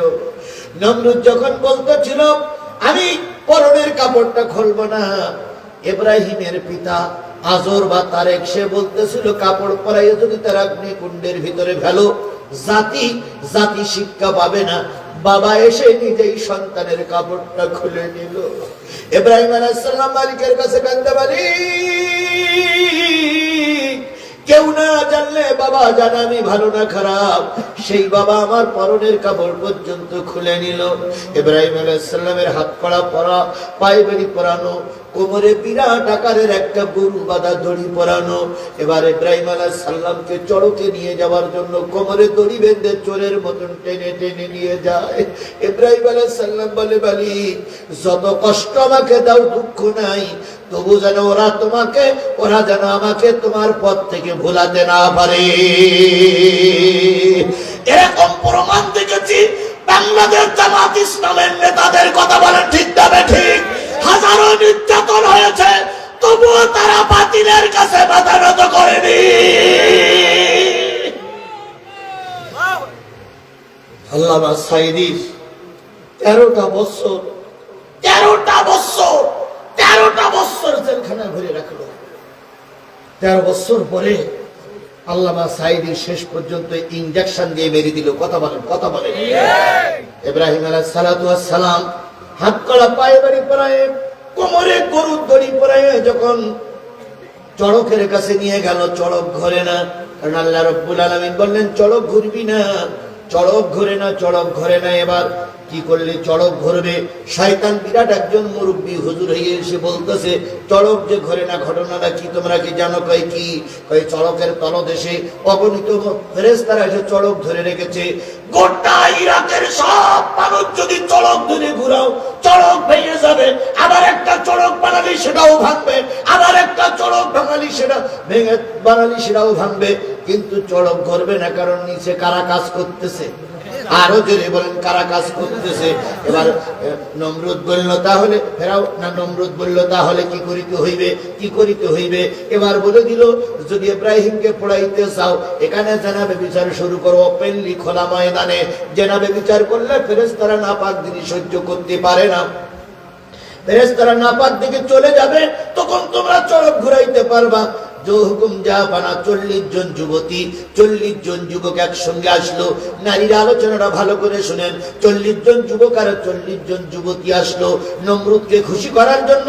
ওপেনলি কাপড় খুলে একে অপরের সঙ্গে জড়াজড়ি শুরু করলো। লক্ষ লক্ষ মানুষ সেগুলো দর্শক হয়ে দেখতেছে। তারপরে নিজেরা উত্তেজিত হলো, জেনাবে বিচার শুরু করলো। জেনাবে বিচার শুরু করার পরে একে অপরের ভিতরে যখন মেলামেশা চালু হয়ে গেল, ফেরেশতারা নাপাক জিনিস সহ্য করতে পারলো না, ফেরেশতারা জায়গা ছেড়ে দিয়ে চলে গেল। চড়ক ঘুরলে ইব্রাহিম আলাইহিস সালামকে আগুনে ফেলানো হলো। ইব্রাহিম আলাইহিস সালাম যখন আগুনে পুড়তেছে, সবাই আনন্দ করতেছে, সবাই খুশি ভাব, সবাই আনন্দিত। ইব্রাহিম আলাইহিস সালাম ওখানে আল্লাহর কাছে সাহায্য চাইলেন। আল্লাহ সাহায্য করেছিলেন না করেন নাই? এই কথা বলেন, আল্লাহ সাহায্য করেছিলেন না করেন নাই? আল্লাহ সাহায্য করলেন। ইব্রাহিম আলাইহিস সালামের আগুন নিভে গেল। ইব্রাহিম আলাইহিস সালামের হাত কড়া, পা বেড়ে আগুনে পুড়ে ছাই হয়ে গেল। ইব্রাহিম বাহির হলেন। যে কোনো একটা কাপড় দিয়েছিলেন সেদিন, ওই নমরুদের মেয়ে সারা একটা কাপড় এনে দিয়েছিলেন আর বলেছিলেন, ও ইব্রাহিম, আমার বাপ বুঝুক আর না বুঝুক, আমি বুঝেছি তুমি আল্লাহর নবী। সারা ছাতি পেল, 2 জন দেশ ছেড়ে চলে গেল। চলে যাওয়ার পর আবার যখন ক্ষমতা এসেছিলেন, এসে আগে খোঁজ নিলেন কারা আমাকে আগুনে ফেলানোর জন্য জেনাবে বিচার করেছিল। এবার খুঁজে খুঁজে তাদেরকে আনা হলো। আনার পরে তাদের প্রত্যেকের কপালে লাল একটা করে টিপ মেরে দেওয়া হলো। লাল একটা কি মেরে দেওয়া হলো? টিপ মেরে দেওয়া হলো। আর ঠোঁটে রক্তের মতন লাল করে দেওয়া হলো। আর বলে দেওয়া হলো, এইটা হলো ইব্রাহিম আলাইহিস সালামকে দোজখে ওই অগ্নিকুণ্ডে ফেলার জন্য নারী আর পুরুষ 2 জনকে দিয়েছিল। নারীর কপাল লাল করে দিল, পুরুষের কপালও লাল করে দিল। নারীর ঠোঁট লাল করে দিল, পুরুষের ঠোঁট লাল করে দিল, আর চিহ্নিত করে দিল এগুলো ইব্রাহিম আলাইহিস সালামের আগুনে ফেলার জন্য জেনাকারী পুরুষ আর জেনাকারিনী নারী। সেইখান থেকে শয়তান ওটা নারীর ভিতরে চালু করলো, পুরুষের ভিতরে চালু করলো। বিশ্বের অনেক পুরুষরা কপালের টিপ দেয়, অনেক পুরুষরা লিপস্টিক মাখে, আর বাংলাদেশ সহ বিশ্বের অনেক নারীরা টিপ দেয়, লিপস্টিক মাখে। ও আমার নারী জাতিরা, টিপার লিপস্টিকের সুন্নত হলো ইব্রাহিম আলাইহিস সালামকে আগুনে ফেলার থেকে। এখন যদি কোনো ব্যক্তি ওই সুন্নতটা পালন করো, মনে হবে তোমরাও ইব্রাহিমের বিপক্ষের লোক। সুতরাং নারীরা সাবধান, এ দুটো কাজ করে ইব্রাহিম আলাইহিস সালামকে কষ্ট দেওয়া যাবে না। ইব্রাহিম আলাইহিস সালাম চলে গেলেন মাদাইনে। ফিরে আসার পথে একটা ছোট্ট নারী পাইলেন। আমি সব ঘটনা বলতে গেলে শেষ করতে পারবো না, জোহরের সালাতের কথা বলতেছি। ইব্রাহিম আলাইহিস সালাম আসার পথে ছোট্ট একটা নারী উপহার পাইলেন। সেই নারীটার নাম কি? হাজারা। সেই নারীটার নাম কি? হাজারা। হাজারাকে নিয়ে আসলো। এক পাতায় হাজারা বড় হয়ে গেল। হাজারা যখন বড় হয়ে গেল, সারা তখন বলল, ওরে বিয়ে করো, হয়তো ওর দ্বারা একটা সন্তান হতে পারে। সারার অনুমতিতে হাজারাকে বিয়ে করলেন। বিয়ে করার পরে আল্লাহ পাক কোলজোড়া একটা সন্তান দিলেন। নাম কি? ইসমাঈল আলাইহিস সালাম। মনে করেন না আমি বাদ দিয়ে আসছি, ইচ্ছা করে বাদ দিচ্ছি, নতুবা সময় কুলন যাবে না। হাজারার কোলজোড়ে একটা সন্তান আসলে ইসমাঈল। এবার না, হ্যাঁ, হাজারার কোলজোড়ে সন্তান আসলে ইসমাঈল। সারা চিন্তা করলে আমি নিঃসন্তানী তাহলে তো স্বামীর কাছে ভালো হতে পারবো না। সারা পরামর্শ দিল, আমাকে যদি ভালোবাসতেই হয়, আমার সঙ্গে থাকতেই যদি হয়, ইব্রাহিম হাজারা আর ইসমাঈলকে বনবাসে দিয়ে এসো। ইব্রাহিম আলাইহিস সালাম হাজারা আর ইসমাঈলকে বনবাসে দিয়ে আসলেন। ও ভাই, যখন বনবাসে দিয়ে আসে, 3 কানা রুটি আর 1 পট পানি নিয়ে, বর্তমান মক্কা শরীফের পাশে যে জমজম কূপ, ওইখানে তখন মক্কাও ছিল না, জমজমও ছিল না, লোকজন কিছুই ছিল না, জঙ্গলে ভরা। জঙ্গলের ভিতরে আল্লাহর নির্দেশে রেখে আসে। হাজারা যুবতী মানুষ, কেবল একটা বাচ্চা হয়েছে, অল্প বয়স। হাজারা ইব্রাহিমকে ডাক দিয়ে বলে, ইব্রাহিম, তুমি আমাকে জঙ্গলের ভিতরে ফেলে রেখে যাও, একটু বাদেই বাঘ ভালুকের আনাগোনা হবে, আমারে খাবে, বাচ্চাটারে খাবে, তোমার কি একটু মায়া নাই? ইব্রাহিম আলাইহিস সালাম কিছুই বলে না। ইব্রাহিম আলাইহিস সালাম চলে আসতেছে। হাজারা পিছন দিক থেকে বলতেছে, স্বামী, এটা কি তুমি সারার মন সন্তুষ্টি করার জন্য রেখে গেলে, না আল্লাহর সন্তুষ্টি করার রেখে গেলে? আমাকে কার হাতে রেখে গেলে? ইব্রাহিম আলাইহিস সালাম বললেন, হাজারা রে, আমি আল্লাহর খুশির জন্য আল্লাহর আদেশ পালন করে গেলাম। হাজারা বললেন, স্বামী, নির্ভয়ে চলে যেতে পারো। যে আল্লাহ আমাকে এখানে রেখে যেতে বলেছে, সেই আল্লাহ আমার আর আমার কলিজার টুকরা সন্তানকে না খাওয়াই মারবে না।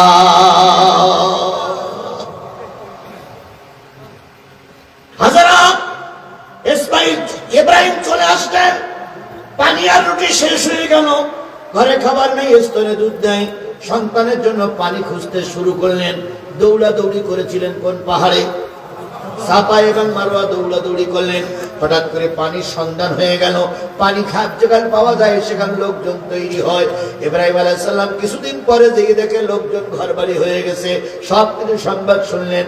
মাঝে মাঝে ইব্রাহিম আলাইহিস সালাম যায়। এবার ইসমাঈল আলাইহিস সালাম যখন একটু বড় হয়েছে, আল্লাহ বলেন, ইব্রাহিম রে, ইসমাঈলকে এবার আমার রাস্তায় কুরবানি করা লাগবে।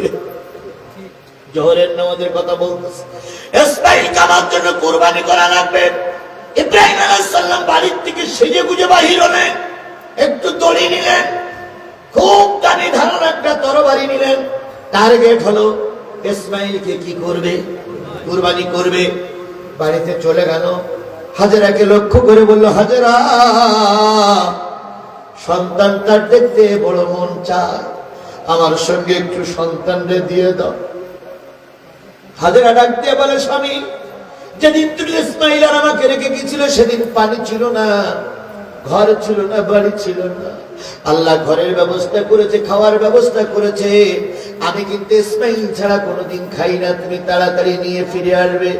ইব্রাহিম আলাইহিস সালাম হা না কোনো উত্তর দিলেন না। হা বললি সত্য কথা, মিথ্যা কথা হয়, না বললে সত্য কথা হয়, কিছুই বললেন না। বাপ বেটা নিয়ে গেলেন। বাপ বেটা নিয়ে যাওয়ার পর মাঝখানে শয়তান 3 বার পরীক্ষা করলো। শয়তানের মুখে পাথর ছুঁড়ে মেরে বাদ দুই বাপ বেটাই 2 জন চলে গেল বর্তমান মিনার ময়দানে যে ইব্রাহিম আলাইহিস সালাম সন্তানের সামনে নিয়ে গালে হাত দিয়ে, মাথায় হাত দিয়ে বলতেছে, ইসমাঈল, আল্লাহ আমাকে একটা স্বপ্ন দেখাইছে।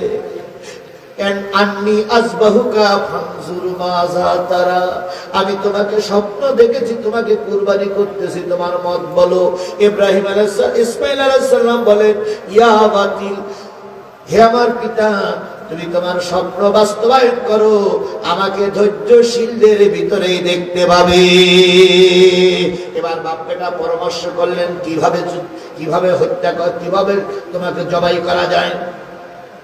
দুই বাপ বেটা পরামর্শ করতে দিয়ে ইসমাঈল বলেন, আব্বা, আমাকে জবাই করার আগে আপনিও চোখ বেঁধে দিবেন, আমারও চোখটা একটু বেঁধে দিবেন।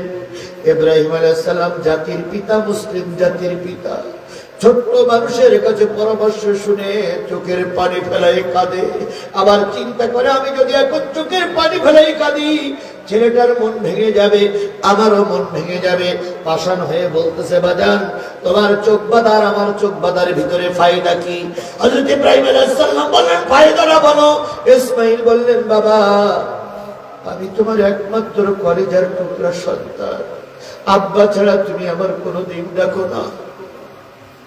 আজকে তুমি আমাকে জবাই করবে আল্লাহর সন্তুষ্টির জন্য, আর আমিও নিয়ত করেছি জবাই হব কার সন্তুষ্টির জন্য। এখন জবাইয়ের সময় তোমার চোখ যদি আমার চোখে পড়ে, আর আমার চোখ যদি তোমার চোখে পড়ে, আমি হয়তো মৃত্যুর যন্ত্রণা সহ্য করতে না পেরে বলবো, আব্বু,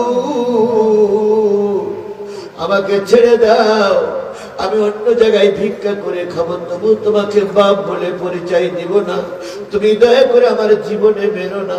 এই কথা শুনে তোমার হয়তো মায়া লাগতে পারে, তুমি হয়তো কুরবানির থেকে দূরে সরে যেতে পারো, এটা হয়তো আমাদের কুরবানির কাছে বাধা হতে পারে। 2 নম্বর, তোমার চোখটা যদি খোলা থাকে, তুমি আমার ছোট্ট চাঁদের মাখা মুখটারে যখন দেখবে, আমি যখন কুরবানি হয়ে যাব, যখন ঠোঁটটা নাড়াবো, তোমার মনে হয়তো দয়া লাগতে পারে, তোমার হাত কেঁপে উঠতে পারে, এই জন্য তোমার চোখটা আর আমার চোখটা বেঁধে নাও। 2 নম্বর বাজার, 2 নম্বর বাজার, ও আমার বাপ আমার হাত আর পা শক্ত করে বেঁধে নেবে। ইব্রাহিম আলাইহিস সালাম বলে, বাজার রে, তুইও রাজি আমিও রাজি, দুইজন কুরবানি হতে রাজি, কিন্তু এখানে হাত আর পা বাঁধার ভিতরে ফায়দাটা কি? ইসমাঈল ছোট মানুষ, ইসমাঈল পরামর্শ দিচ্ছে, বাজান, মৃত্যু যন্ত্রণা চাইতে কঠিন জিনিস আর পৃথিবীতে কিচ্ছু নাই। মৃত্যুর যন্ত্রণা যখন মানুষের শুরু হয়ে যায়, ভালো মন্দ কোনো জ্ঞান বিবেক তার ভিতরে থাকে না। আমার যখন জবাই করবে, আমি মৃত্যুর যন্ত্রণায় ছটফট করবো, গ্যাংরানি একটা শব্দ দেব, এই সময় হাত আর পা নাড়ানাড়ি করবো।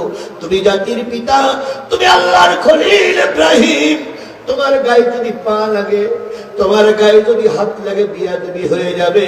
এই জন্য আমার বাবা, তুমি দড়ি নিয়ে এসেছো, আমি সংবাদ পেয়েছি, ওই দড়ি দিয়ে আমার হাত আর পাটা ভালো করে বেঁধে নাও। জোহরের নামাজের কথাই বলতেছি। আমার ভাইয়েরা, ইব্রাহিম বললেন, বাজান, আর কত উপদেশ দেবে? এবার ইসমাঈল বলতেছে, বাজান, আমাকে সোজা করে শোয়াই রাখবে না, আমাকে কাজ করে শোয়াই দেবে। ইব্রাহিম বলে, বাজান, কাজ করে শোয়াই দেওয়ার ভিতরে ফায়দাটা কি? ইসমাঈল বলে, বাজান, তোমার মুখ চোখ বাঁধা, আমার চোখ বাঁধা, হয়তো কুরবানির কাজ যখন করবে, চোখের কাপড়টা সরে যেতে পারে। আমার মুখটা যদি সোজা থাকে আর তোমার মুখটা যদি সোজা থাকে, কুরবানির কাজে ডিস্টার্ব হবে। এই জন্য কাজ করে শোয়াই দাও, যাতে করে আমার চেহারাটা তোমার নজরে না আসে।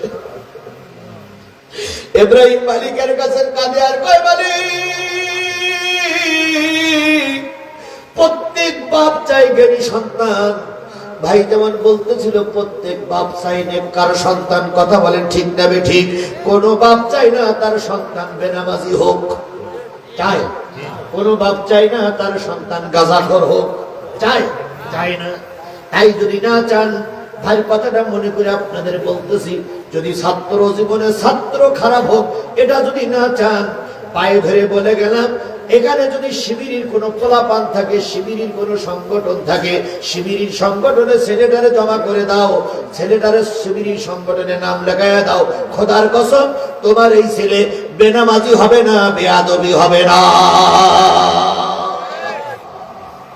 সেদিন দেখলাম এক মা তার সন্তানকে, তোমরা যারা ফেসবুক চালাও দেখেছো বাবারা, এক মা তার সন্তানকে নিয়ে শিবিরের সভাপতির কাছে যেয়ে বলতেছে, বাজাও আমার সন্তানকে তোমার দলে নিয়ে নাও। শিবিরের সভাপতি বলতেছে, মা কত মা চায় শিবির যেন শিবিরের সঙ্গে যোগ না দেয়, আর তুমি লিখতে এসেছো। তাই না বাজার, আমার বিশ্বাস আমার ছেলেটা যদি শিবিরের সঙ্গে থাকে ওই একটা সুনাগরিক হবে, ওই একটা দেশপ্রেমিক হবে। কথা বলেন, কথা বলেন, কথা বলেন। শিবগঞ্জের মুসলমানেরা বলুন তো, কোন শিবিরের কর্মী সাথী সদস্য নয়, শিবিরের একটা কর্মী ঘোষিত হয়েছে বিড়ে সিগারেট খেতে দেখেছেন আপনারা কাউকে?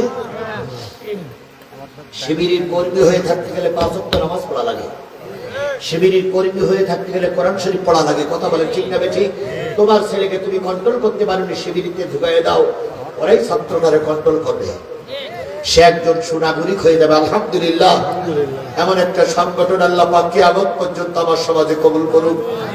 কত দুর্নাম আমরা শুনলাম, শিবির মানুষের রক কাটে, শুনে নিয়ে রাখো, শিবির মানুষের রক কাটে, শিবির মানুষের পা কাটে, শিবির মানুষের হত্যা করে। খোদার কসম কোরআন শরীফ শপথ করে বলতেছি, শিবিরের এই ধরনের দোষ বাংলাদেশের কোন আদালতে প্রমাণিত হয়নি।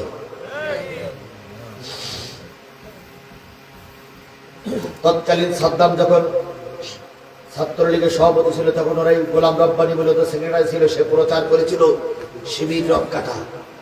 এখন শিবিরের তৎকালীন যিনি সভাপতি ছিলেন তিনি বললেন, কোথায় রক কাটে? কয় ঢাকায়।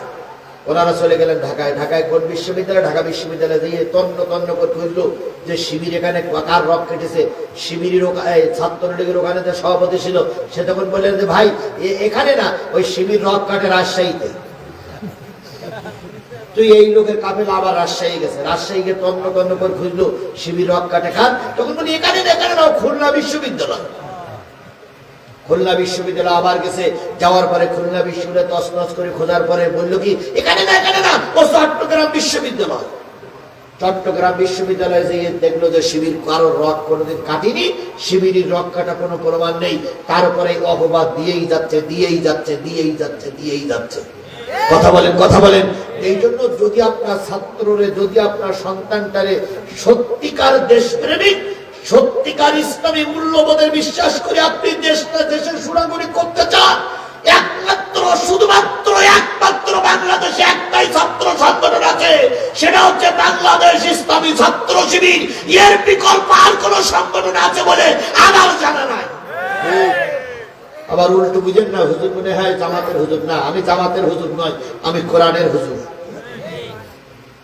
জামাত ইসলামী যারা করে তারা জামাতের কথা বলবে।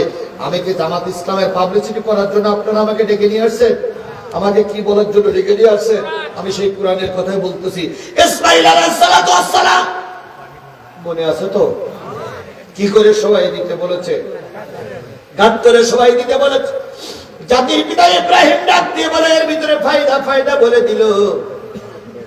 এবার ইসমাঈল আলাইহিস সালাম আব্বার হাত ধরে বলতেছে, আব্বু ওই 3টে নসিহত তুমি মেনে নেওয়ার না ওটা তোমার ব্যাপার, কিন্তু শেষের একটা নসিহত তোমাকে মেনে নিতেই হবে। ইব্রাহিম কাঁদে আর কয়, বাজান সে নসিহতটা কি? কয় সে নসিহতটা আমার কুরবানি করার আগে আমার গায়ের জামাটা খুলবে, যেখানে রক্ত পড়বে ওই জায়গায় জামাটা ধরবেন, আমার গলার রক্তগুলো যেন সব জামার ভিতরে পড়ে। এতক্ষণ ইব্রাহিম আলাইহিস সালাম ব্যালেন্স ঠিক রাখতে পেরেছিলেন, এবার ইব্রাহিম আলাইহিস সালাম যেন ব্যালেন্স ঠিক রাখতে পারে না। ছেলের গলায় চুমা দিয়ে বলে, বাজার রে, এত সুন্দর বুদ্ধি তোর মাথায় কে দিচ্ছে রে বাজার? তুই কুরবানি হয়ে মারা যাবি, রক্ত মাখা জামা নিয়ে তুই কি করবি? এতে তোর কি ফায়দা? ইসমাঈল আলাইহিস সালাম ইব্রাহিমের হাত ধরে বলে, আব্বা এর ভিতরে আমার কোনো ফায়দা নেই, তোমার কোনো ফায়দা নেই। আমার মা হাজেরাকে তুমি যখন বনবাসে দিয়ে গেছিলে, 3 কানা রুটি আর একটু পানি ছাড়া কিছুই ছিল না। আমার মা রুটি ফুরায় গেল, পানি ফুরায় গেল। সন্তানের হেফাজতের জন্য মা দৌড়াদৌড়ি করতে করতে একটু পানির সন্ধান পেয়ে গেল, জমজমের সন্ধান পেয়ে গেল। ওই জমজমের পানির থেকে লোকালা এক জায়গায় হলো, সেইখান থেকে আজ পর্যন্ত আমার মা কোন মুক্তি আমাকে ছাড়া খানা পিনা করে না, খানা খাই নাই। আমি যখন তোমার সঙ্গে আসতেছিলাম, বাক্সের ভিতর থেকে নতুন জামাটা পরিয়ে দিল, নতুন পাজামাটা পরাইয়া দিল, মাথায় একটু চিরুনি দিল, মাথায় একটু চিরুনি দিয়ে চুলা স্নেহ দিয়ে গালে চুমা দিয়ে বলল, বাজার যেখানে যাও বেলা ডোবার আগেই ফিরে এসো। যে প্রান্তেই যা বাবার সঙ্গে বেলা ডোবার আগেই ফিরে এসো, কারণ তুমি যতক্ষণ না আসবা ততক্ষণ পর্যন্ত আমি কিন্তু রুটি আর পানি গালে দেব না। আমার মার গালে চুমা দিয়ে বলেছিলাম, আম্মু তুমি টেনশন করো না, বাবা যেখানে নিয়ে যাক বাবাকে বলবো সে যেন মাগরিবের আগেই তোমার কাছে আমার দিয়ে দেয়। এখন তুমি মহা পরীক্ষার সম্মুখীন, বাসি অবদাটা আমি রক্ষা করতে পারলাম না। ও আমার বাবা, যখন তুমি ফিরে যাবে রক্ত মাখা জামাটা আমার মার কাছে দিয়ে যাও। আমার মা ওই রক্ত মাখা জামাটা নিয়ে যখন ইসমাইলের কথা মনে পড়বে, ওই রক্ত মাখা জামাটা নাকের কাছে নিয়ে একটু নিঃশ্বাস নেবে, অথবা বুকের ভিতরে জড়াই ধরে মা আমার সান্ত্বনা পাবে। আমি ছাড়া আমার মার কেউ নাই। ও আমার আব্বা ইব্রাহিম, এই রক্ত মাখা জামাটা আমার মায়ের কাছে দিয়ে যেও। কত বড় পরীক্ষা হিসাব করে দেখেছেন? কত বড় পরীক্ষা ইব্রাহিম আলাইহিস সালামকে আল্লাহ দিচ্ছেন। ইব্রাহিম আলাইহিস সালাম বললেন, বাজার তাই হবে।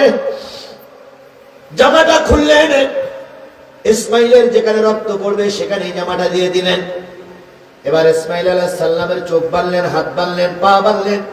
ইসমাইল আলাইহিস সালামকে কাঁধ করে সবাই দিলেন, নিজের ঘাড়ের কাপড়টা খুলে কোমরে বাঁধলেন, খুব শক্ত করে প্রস্তুতি নিলেন, এখনই জবাই হয়ে যাবে।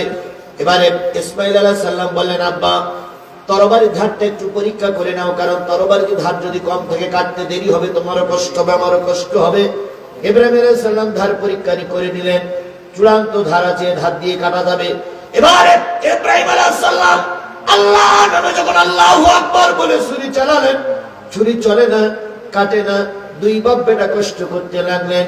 এবার ছুরি আবার চোখ খুলে ছুরি পরীক্ষা করা হলো, ধার নেই তো, ধার মনে হয় কমে গেছে। এবার দেখে না, ধার তো ঠিকই আছে। এবার ইব্রাহিম আলাইহিস সালাম বললেন, ছুরি রে তোর হলো কি, তুই কেন কাটিস না? ছুরির জবান খুলে গেল, ছুরি বলতেছে, ইব্রাহিম তুমি তোমার কাজ করো, আমি আমার কাজ করতেছি। আল্লাহ বলেছে তোমারে জবাই করতে, আর আল্লাহ আমারে বলেছে ইসমাইলের গলা কাটা যাবে না। সুতরাং তুমি তোমার কাজ করো, আমি আমার কাজ করতেছি। ইব্রাহিম আলাইহিস সালাম হাজারো চেষ্টা করার পর যখন কাটতে পারলেন না, এক পর্যায়ে রেগে মেগে বলতেছে, আল্লাহ একটু সুযোগ আমারে দাও। এবার যখন আল্লাহু আকবার বলতে বলে কাটবেন, ঠিক সেই সময় ইসমাইল আলাইহিস সালামকে টেনে নিয়ে জান্নাত থেকে একটা উট সদৃশ দুম্বা দেওয়া হলো। এবার ওটা জবাই হয়ে গেল। দুই বাপ বেটা আল্লাহু আকবার বলে ওই মিনার ময়দানে, প্রকৃতপক্ষে বৈশাখ মাসের ভর দুপুরে প্রচন্ড রোদের ভিতরে জবাই হয়ে গেল দুম্বা। আর ইসমাইল ইব্রাহিম দুইজন বেঁচে গেলেন। এবার যখন ইসমাইল আলাইহিস সালামকে আবার কুরবানি করতে যাবে, আল্লাহ রাব্বুল আলামিন সূরা সাফফাতের ভিতরে ডাক দিয়ে বললেন, ও ইব্রাহিম তুমি তোমার স্বপ্নকে সত্য রূপ দিয়েছো, আর ইসমাইলকে কুরবানি করা লাগবে না। এই কুরবানির রীতি আমি কিয়ামত পর্যন্ত তোমার সন্তানদের জন্য চালু করে দিলাম। ওই যে দুইজন সার চালু হয়ে গেল, দুইজন বেঁচে গেলেন। এবার বাপ বেটা চিন্তা করলেন, আল্লাহ এত বড় বিপদ থেকে আমাদের বাঁচিয়েছে, এখন তো মালিকের জন্য শুকরানা নামাজ আদায় করার দরকার। ইব্রাহিম আর ইসমাইল এবার ঝর্ণার পানি খুঁজতে লাগলেন। খুঁজতে খুঁজতে ঝর্ণার পানি পেয়ে গেলেন। দুইজনে নতুন করে উজু করে এবার ওই জায়গায় দাঁড়িয়ে 4 রাকাত নামাজ আদায় করেছিলেন। কয় রাকাত? 4 রাকাত। কয়জনে? দুইজনে। হযরত ইব্রাহিম আর ইসমাইল দুইজনে 4 রাকাত নামাজ আদায় করেছিলেন। ওই যে 4 রাকাত নামাজ আদায় করলেন, আল্লাহ রাব্বুল আলামিন ওই 4 রাকাত নামাজ উম্মতি মুহাম্মাদীদের জন্য আল্লাহ সেইখান থেকে আজও পর্যন্ত ফরজ করে দিয়েছে। শুধু ফরজ করে দেয় নাই, হাদিস দ্বারা ঘোষণা করেছে এই 4 রাকাত জোহরের ফরজ নামাজ যারা পড়বে, ইসমাইল আর ইব্রাহিম জাতির পিতা ইব্রাহিম আর ইসমাইল জবিউল্লাহ যেই জান্নাতের ভিতরে থাকবে উম্মতি মুহাম্মাদীদের ভিতর থেকে যারা জোহরের নামাজ নারী হোক আর পুরুষ হোক ঠিক মতন আদায় করবে, আল্লাহ রাব্বুল আলামিন ইব্রাহিম আর ইসমাইলের মতন সমমর্যাদা সম্পন্ন জান্নাতের মালিক বানায় জান্নাতের ভিতরে দিয়ে দেবে।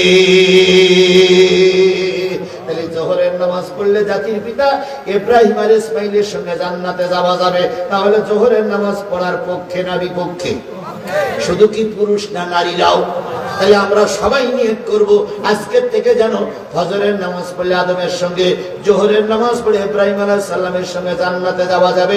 এই জন্য ইব্রাহিম আলাইহিস সালামের সঙ্গে জান্নাতে যাওয়ার জন্য জোহরের নামাজ আদায় করব ইনশাআল্লাহ। আরো জোরে বলেন ইনশাআল্লাহ, আরেকটু জোরে বলেন ইনশাআল্লাহ। এই নামাজ কয় ওয়াক্ত?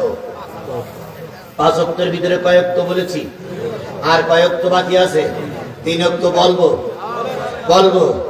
হুজুর মারে মরুক। হ্যাঁ, হুজুর মারে মরুক, অস্ত চলুক। বলুন তো এই হুজুর কয়টার সময় ছেড়ে দিল? 9:30। আর এখন বাজে কটা? তাহলে কয় ঘন্টা হয়েছে?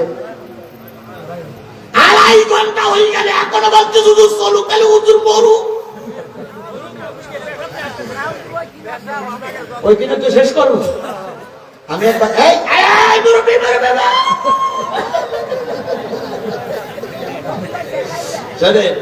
আমি একবার নওগাঁয় মাহফিল করতে গেছিলাম, নওগাঁ।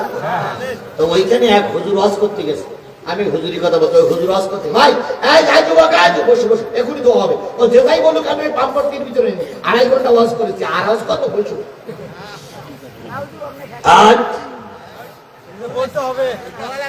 আচ্ছা হবে, এখনই তো মিছিল শুরু হবে দেখতে পাচ্ছি।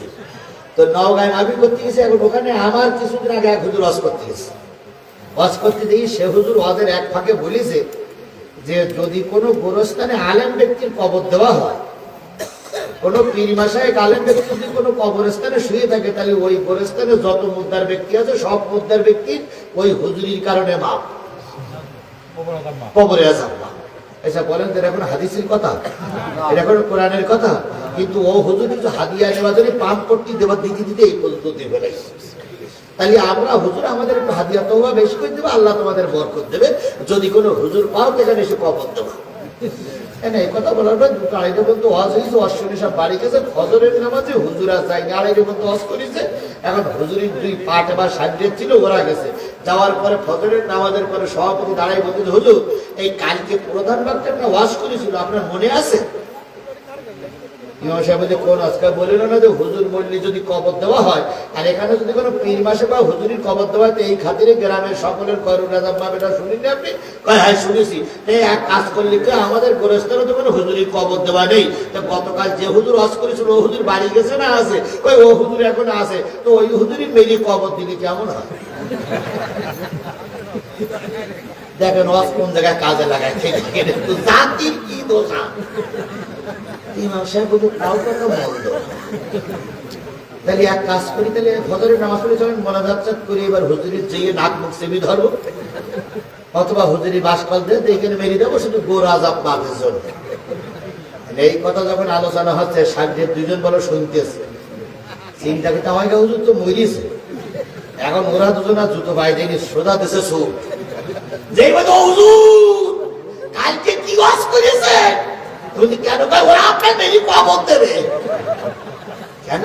এই ঘটনা হুজুর বলতে তাহলে তাড়াতাড়ি পালা। 3জন বিল আর দিয়ে বলেছে। এরা এসে দেখে সে হুজুর আর নেই।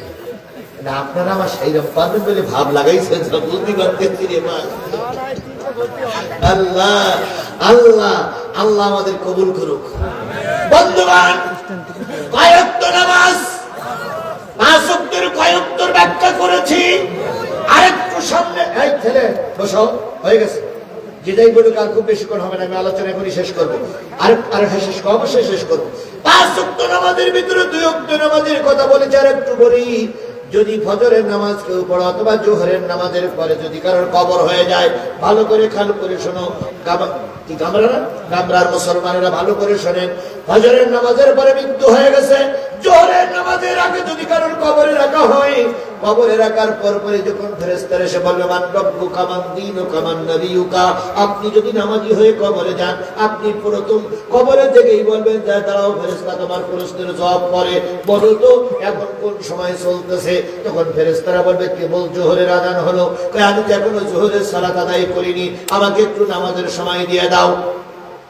নামাজের সময় দিয়ে দেওয়া হবে, জোহরের নামাজে দাঁড়িয়ে যাবেন। বিশ্বাস করুন, আল্লাহর কোরআন সাক্ষী রেখে বলতেছি, জোহরের সালাতে দাঁড়িয়ে যাবেন, নামাজ শেষ হবে। 4 রাকাত নামাজ এখনো শেষ হয় নাই, 4 রাকাতের শেষ বৈঠক চলতেছে। হঠাৎ করে ইসরাফিল আলাইহিস সালাম বাঁশিতে ফু দেবে।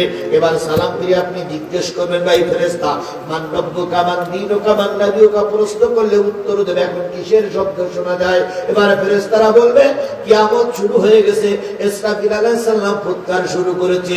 এই নামাজি লোকটি আপনি আমি যারা কবরে গেছি তারা বলবো, হায় রে ফেরেশতা, বিয়াত মিথ্যা কথা বলো না, আমি জানি ফেরেশতারা মিথ্যা কথা বলে না, লক্ষ লক্ষ বছর কবরে থাকতে হবে এ কথা আমি দুনিয়ায় থাকতে শুনে এসেছি, তুমি এখন বলতেছো কিয়ামত শুরু হয়েছে, কিভাবে কিয়ামত শুরু হলো? ফেরেশতারা তখন বলবে ভাই তুমি বড় চালাক লোক, 4 রাকাত জোহরের নামাজে দাঁড়িয়ে গেলে 4 রাকাত নামাজের ভিতরে 4 লক্ষ বছর আল্লাহ পার করে দিয়েছে।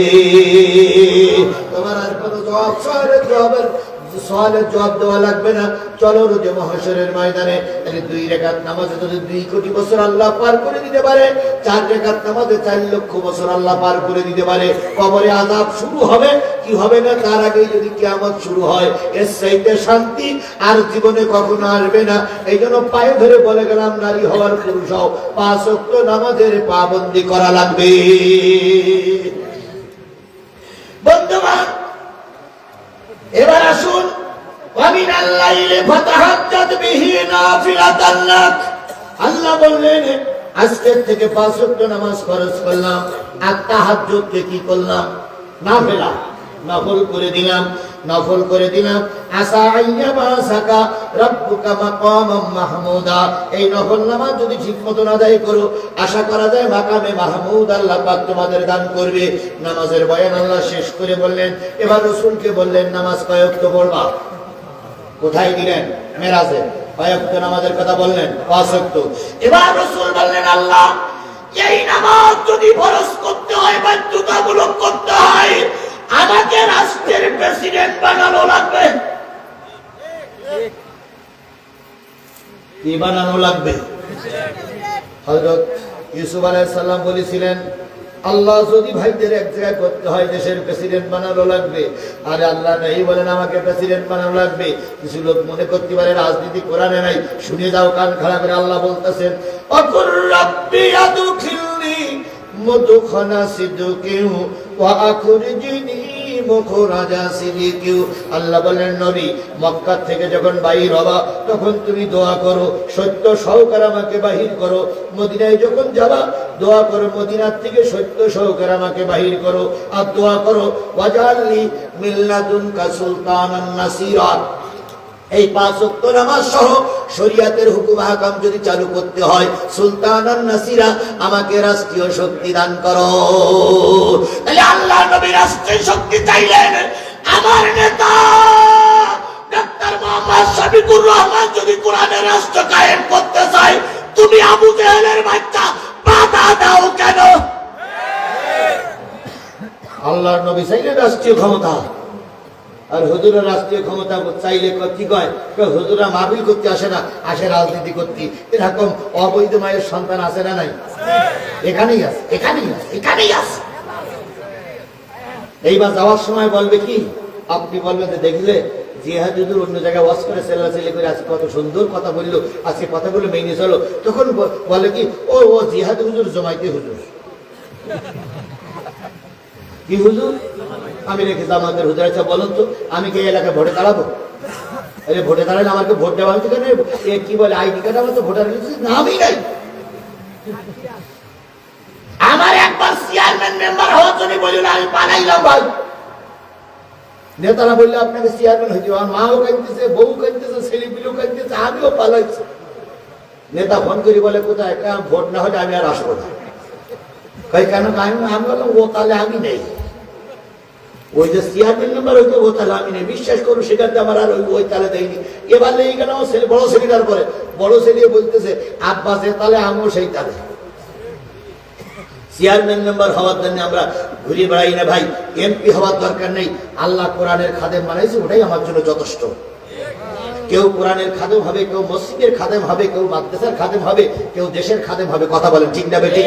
দেশের খাদেম ডাক্তার মোহাম্মদ শফিকুর রহমান হোক, দেশের খাদেম আমাদের এখানে সম্ভবত ও সাবেক উপজেলা চেয়ারম্যান নমিনি হতে পারে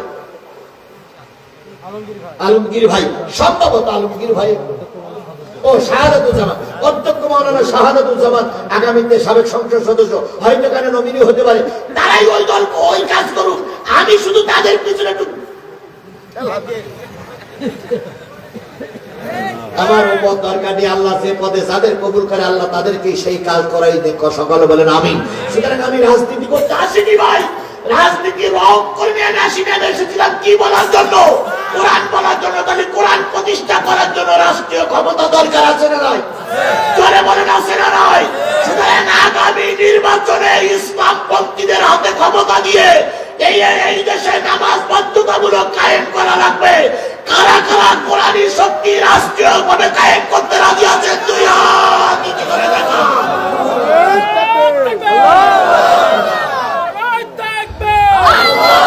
হাতগুলো উঁচু করে রাখেন। আয় আল্লাহ, আয় আল্লাহ, আয় আল্লাহ, আপনাদের বলা লাগবে না। আয় আল্লাহ, আমি আজিজুল ইসলাম দীর্ঘ 2.5 ঘন্টা বেশি সময় ধরে ধরে তোমার পাগলদেরকে কোরআনের পথে আহ্বান জানিয়েছি। মোনাজাতের আগে সবাইকে তোমার দরবার পর্যন্ত পৌঁছায় দিলাম। ও মালিক, দয়া করে তুমি আমাদের সবাইকে হেদায়েত নসিব করে দাও। হেদায়েতের চাবিকাঠি নবীর হাতে ছিল না, আমার হাতেও নেই। আমি হেদায়েত দিয়ে এদের ফুলের মালা পরাই দিতে পারবো না, শুধু তোমার পর্যন্ত পৌঁছাই দিচ্ছি। দয়া করে ওদের এই শ্রোতা এবং আমাকে সবাইকে আল্লাহ তুমি হেদায়েত নসিব করে দাও। আমার শ্রদ্ধেয় মা বোনদেরকে তুমি হেদায়েত নসিব করে দাও। সবাইকে দিন কায়েমের পক্ষের কর্মী হিসাবে কবুল করে নাও। এদেশে যতদিন পর্যন্ত দিন কায়েম না হয় ততদিন পর্যন্ত রক্ত, শ্রম, মেধা, টাকা, পয়সা, জীবন যা আছে সব দিয়ে কোরআনের ছায়াতলে থাকা তৌফিক দিয়ে দাও। দয়া করে তুমি আমাদের সবাইকে কবুল করে নাও। বন্ধুগণ, এই শপথটা যেন মৃত্যুর আগ পর্যন্ত আমাদের মনে রাখার তৌফিক দান করেন আল্লাহ। সকলে মিলে বলুন আমিন। আল্লাহ রাসূল বলেছেন 5টা জিনিসের পর ইসলাম দাঁড়িয়ে আছে, তার ভিতরে প্রথম হচ্ছে ঈমান বিল্লাহ, 2 নম্বর হচ্ছে নামাজ, 3 নম্বর যাকাত, 4 নম্বর হজ, 5 নম্বরে সওম রমাদান। আগামীতে রোজার মাস আসছে, 5 ওয়াক্ত নামাজ সহ আমরা রোজা পালন করব ইনশাআল্লাহ। কয়েকটা নামাজের ব্যাখ্যা করেছি। 2 ওয়াক্ত আসরের নামাজ পড়েছিলেন হযরত ইউনূস বিন মাত্তা। কোন নবী? হযরত ইউনূস আলাইহিস সালাম। ইউনূস আলাইহিস সালাম 4টি বিপদ থেকে বেঁচে গিয়ে পরে ওই নীল নদের কিনারায় দাঁড়িয়ে 4 রাকাত আসরের নামাজ পড়েছিলেন বিরাট বড় অবস্থায়। ওই রাকাত নামাজটাই 4 রাকাত নামাজ আমাদের জন্য ফরজ। যে ব্যক্তি 4 রাকাত নামাজ আদায় করবে ইউনূস আলাইহিস সালামের মতন মর্যাদা দিয়ে আল্লাহ পাক জান্নাতে দেবেন। এশার নামাজ পড়েছিলেন হযরত মুসা আলাইহিস সালাম। নীল নদ পাড়ি দিয়ে ওই পরে যেয়ে যখন রাত হয়ে গেল তখন শুকরানা স্বরূপ 4 রাকাত নামাজ পড়লেন। ওই নামাজটা উম্মতি মুহাম্মাদের জন্য আল্লাহ ফরজ করে দিয়েছিলেন। আর ঈসা আলাইহিস সালাম নামাজ পড়েছিলেন 3 রাকাত। ওই যে বাইতুল মুকাদ্দাসের চারিদিক থেকে যখন তারা ঘেরাও করে ফেললো তখন ওইখানে 3 রাকাত নামাজ পড়ে চতুর্থ আসমানে চলে গেছিলেন সন্ধ্যার পরে। এই 5 ওয়াক্ত নামাজের জন্য, 5 ওয়াক্ত নবীর জন্য 5 ওয়াক্ত নামাজ, যদি কোন উম্মতি মুহাম্মদ এই 5 ওয়াক্ত নামাজ কন্টিনিউ নারী আর পুরুষ আদায় করে 5 নবীর সমমর্যাদা দিয়ে আল্লাহ পাক জান্নাতে দেবে। আল্লাহ আমাদের সেই জান্নাতের মালিক হওয়ার তৌফিক দান করুন। বেঁচে থাকলে আবারও দেখা হবে, আবারও কথা হবে। ভাই, প্রতিদিন কথা বলতে হচ্ছে, এই জন্য আপনারা বুঝেছি আপনাদের মনে এখন অনেক চাহিদা। আজকে পর্যন্তই থাক, আবারও কথা হবে, আবারও দেখা হবে ইনশাআল্লাহ।